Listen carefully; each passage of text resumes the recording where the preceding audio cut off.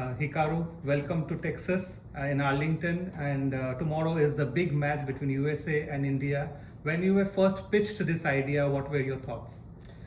Yeah, when I first heard about this idea from Salim Balkadi, the organizer, it sounded like a very interesting and new concept. It's something that hasn't been done before.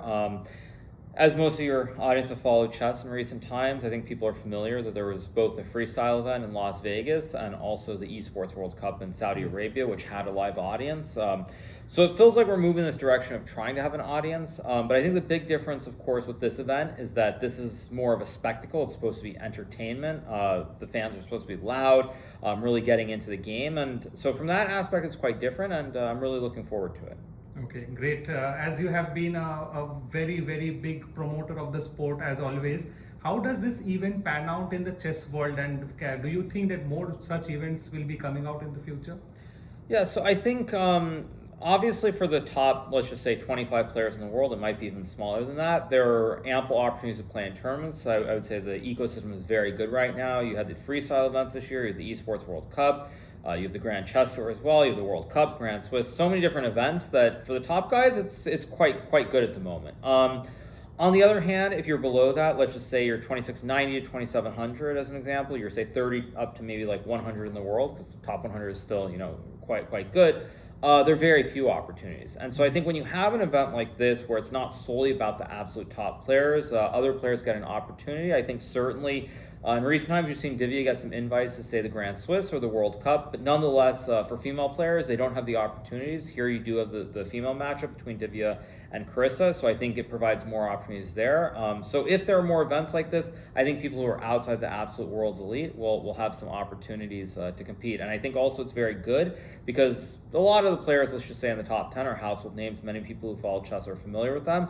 And it's not necessarily to take a jab or be critical, but quite a few of them don't necessarily have personality. And I think if you can follow an event like this and you see some personality out of someone like a Divya or out of someone like Carissa or say Ethan and Tani, you can really follow their careers. You can sort of become a fan of what they're trying to achieve in chess. And I think that there's more exposure. So I think from that standpoint, it's very good. Obviously, main attraction will be myself and Gukesh, but nonetheless, it's experimental, and I'm hopeful.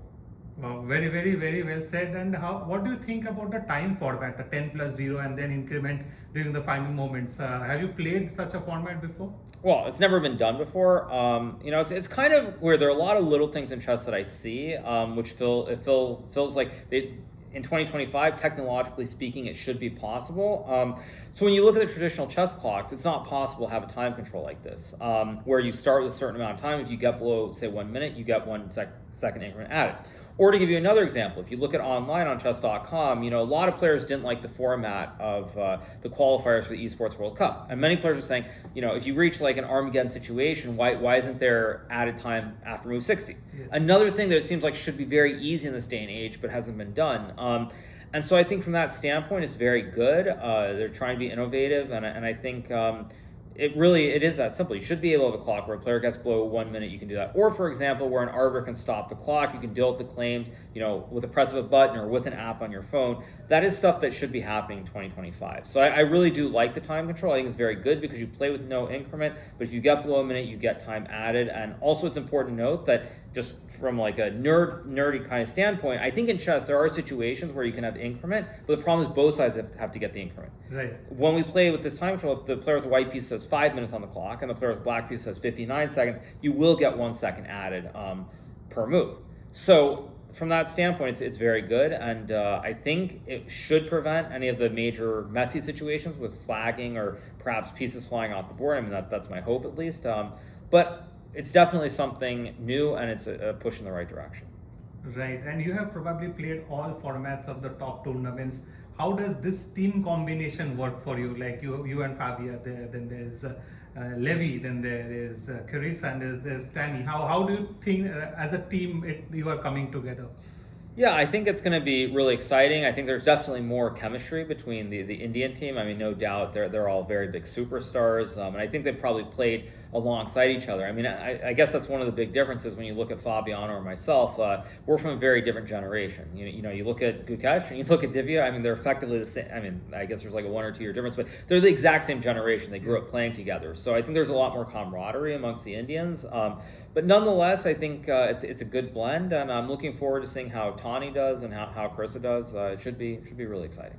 Great. Thank you so much for sharing your thoughts about the tournament. We have a different section section here where we have some questions related to your life, and we want to explore these questions and know a little bit more about you. Okay. So starting with, do you remember your first chess book that you finished? I don't remember the first chess book that I finished, but the first chess book that stands out in my mind was this book called Josh Waitzkin Teaches Chess. I played a tournament at the Manhattan Chess Club. I'm just going to say it was 1996. I think I won the tournament, and the prize was that book. And I even remember the initial game or the diagram I saw was this symmetrical Italian with bishop c4, bishop c5. Like there's like d3, d6, bishop g5, bishop g4, knight d5. So that's really my earliest recollection of a chess book, but it has stuck with me. Wow, great to know that. And coming to the next question, which was your first opening that you learned, proper full opening? So the first opening that I can honestly say that I learned, I mean, I'm not sure if this is a fact or not, would be the Grand Prix attack with the white pieces against the Sicilian. It's either that or it's the the Scotch. Okay, nice. Do you remember how you won your first rated chess game? No, I don't even remember the first game that I won, so no recollection at all. Okay. Do you remember your first proper tournament that you have won? First proper tournament that I won. I mean, it depends what your definition of proper like is. A memorable one for you. That I won.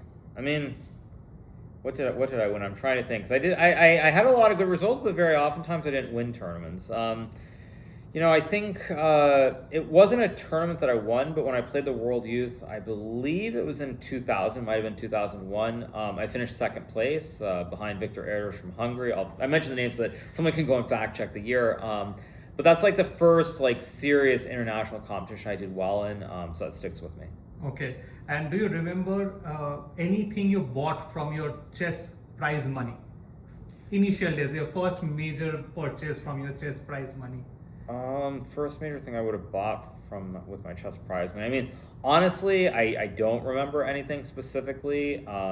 Over the years, I've collected coins, so maybe at some point I spent some money on a coin collection that I have, but that would be the only thing that I can think of right now. Oh, you still collect coins? I still do collect some coins, yes. Oh, wow. Is there any specific rare coin that you want to share with us? You have? It's not about rare coins. I mean, I would say I'm still collecting, you know, like silver, whether silver, the Liberties or the Gold Eagles.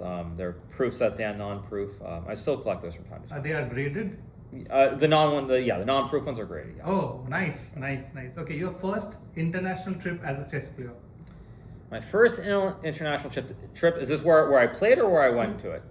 Because I'll answer both ways. Yeah. So the first international tournament that I remember going to where I actually did not compete would have been the 1996 World Youth Chess Festival. My brother actually played there. It was in Menorca, Spain. He played in the under 10.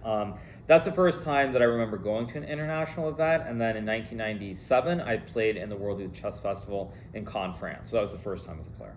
Nice. And do you remember that when you got your first proper chess board, or you bought it or somebody gifted it to you? Again, the term proper is an interesting way of defining it. What I would say is I've never had any really fancy chessboard. I mean, I've had like plenty of like standard like House of Staunton type boards and pieces, but I've never really had any special or fancy chess sets. I mean, in my entire life, even now, I don't really have any. I mean, the only thing that I could say would be close to that is I played this tournament in Hoogeveen in the Netherlands. I believe it was in 2012, if I'm not mistaken, or maybe it was like I think it was 2012. I don't remember exactly when it was. I played it. Anisha actually played there as well. And when I won that tournament, I got this very unique chess set where it's like literally individual tiles. So like I can't actually set it up. It's like individual tiles that would almost be like what you would use for putting coffee on, like a mug almost, except it's glass.